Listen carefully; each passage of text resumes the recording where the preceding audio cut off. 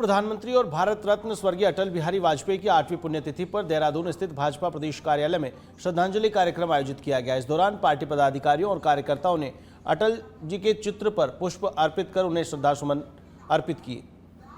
कार्यक्रम में पहुंचे प्रदेश के पर्यटन मंत्री सतपाल महाराज ने कहा कि अटल जी का जीवन, उनका व्यक्तित्व और राष्ट्र सेवा के प्रति उनका समर्पण आज भी देशवासियों के लिए प्रेरणा का स्रोत है।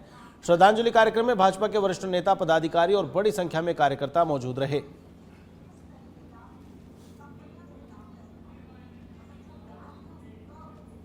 देहरादून से खबर है, मुख्यमंत्री पुष्कर सिंह धामी स्वतंत्रता दिवस के अवसर पर कुछ महत्वपूर्ण घोषणाओं में से एक युवा आयोग की स्थापना की भी घोषणा की थी, जिसके पीछे सीएम धामी ने राज्य की नीति निर्माण में युवाओं के महत्वपूर्ण सुझाव को शामिल करना बताया।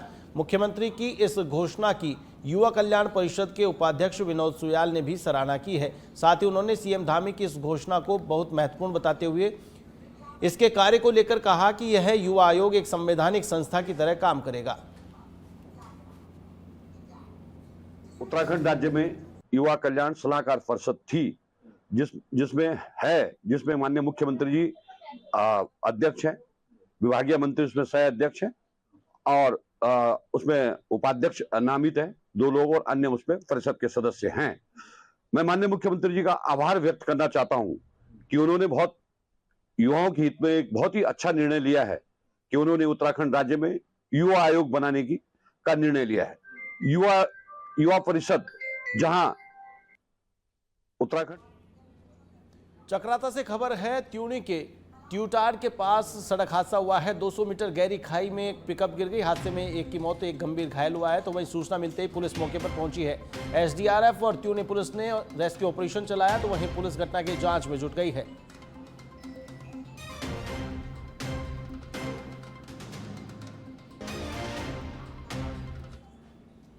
किच्छा से खबर है, पंतनगर थाना क्षेत्र अंतर्गत शांतिपुर स्थित गोला नदी में नहाने गया एक नाबालिग नदी में डूब गया।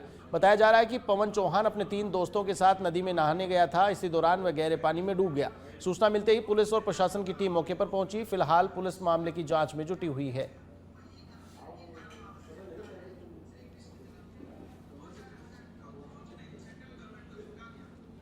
रामनगर नगरपालिका क्षेत्र की नंदा लाइन में पहले से बनी मजबूत सड़क को दोबारा निर्माण के नाम पर तोड़े जाने को लेकर शनिवार को जमकर हंगामा हुआ। सड़क तोड़ने पहुंची जेसीबी का स्थानीय लोगों ने विरोध किया, तो वहीं विरोध बढ़ने के बाद जेसीबी से खोदा गया गड्ढा भरकर मशीन को वापस लौटना पड़ा। स्थानीय लोगों का आरोप है कि सड़क पहले से ही मजबूत और चलने योग्य है, इसके बावजूद इसे तोड़कर दोबारा निर्माण किया जा रहा है।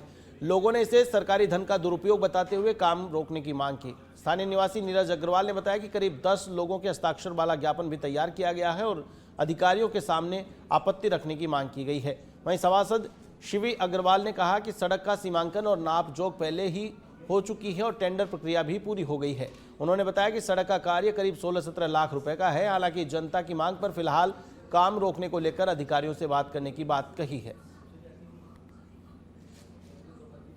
जो अच्छी बनी हुई रोड है उसको सभासद महोदय द्वारा जबरदस्ती तोड़वाया जा रहा है और कहा जा रहा है साहब इससे अच्छी रोड बना के दूंगा। जब मोहल्ले वासी कह रहे साहब हमें जो रोड है वही ठीक है हमारे लिए, हमें उस पर कोई कुछ नहीं चाहिए। उसके बाद जब जबरदस्ती उस रोड को तोड़ा जा रहा है, नया बनाया जा रहा है। सभासद महोदय से रिक्वेस्ट करी कि साहब इस काम को 2-3 दिन आप रोक ले, सूक्ष्म अधिकारी हमारी बात सुन ले, उनको लगता है रोड का पुनर्निर्माण करना चाहिए, आप पुनर्निर्माण कराएं। लेकिन सभासद महोदय किसी की नहीं सुन रहे हैं। अपनी जबरदस्ती करने के चक्कर में उन्होंने जेसीबी लगाई है और टेंडर हो चुका था। और मेरे हमारे जो पर्सनल ग्रुप है, हमारे 600-700 लोगों के जो बाढ़ के ग्रुप है, उसमें हमने डाल दिया था यालीवार। कल ठेकेदार ने मेरे को पर्सनल फोन किया यालीवार के लिए कि वो मैं काम करना चाह रहा हूँ।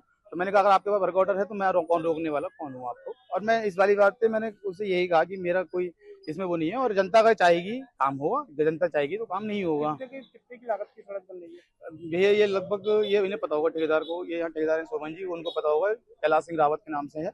ये शायद ऐसी है, लगभग 23 लाख का टेंडर था, इन्होंने 28% बिलो डाला था, तो लगभग ऐसी था। ये 16-17 लाख रुपए की शायद ये सड़क है। टेंडर हो चुका था। देहरादून के रायवाला से खबर है, मोतीचूर फ्लाईओवर पर थार चालक की दबंगई देखने को मिली है। थार चालक ने कथित तौर पर बस चालक को टक्कर मारी है। हादसे में बस चालक घायल हुआ है, अस्पताल में भर्ती कराया गया। तो वहीं बस और थार की टक्कर के बाद दोनों में विवाद भी हुआ। घटना के बाद थार चालक वाहन समेत मौके से फरार हो गया। वायरल वीडियो के आधार पर पुलिस ने जांच शुरू कर दी है। रायवाला थाने में आरोपी थार चालक के खिलाफ मामला दर्ज कर लिया गया है।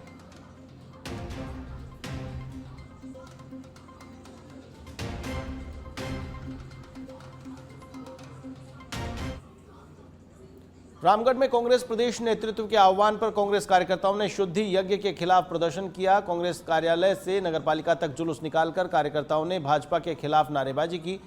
कांग्रेस का आरोप है कि बीती 8 अगस्त को कांग्रेस के राष्ट्रीय अध्यक्ष मल्लिकार्जुन खड़गे ने हल्द्वानी के रामलीला मैदान में कार्यक्रम किया था।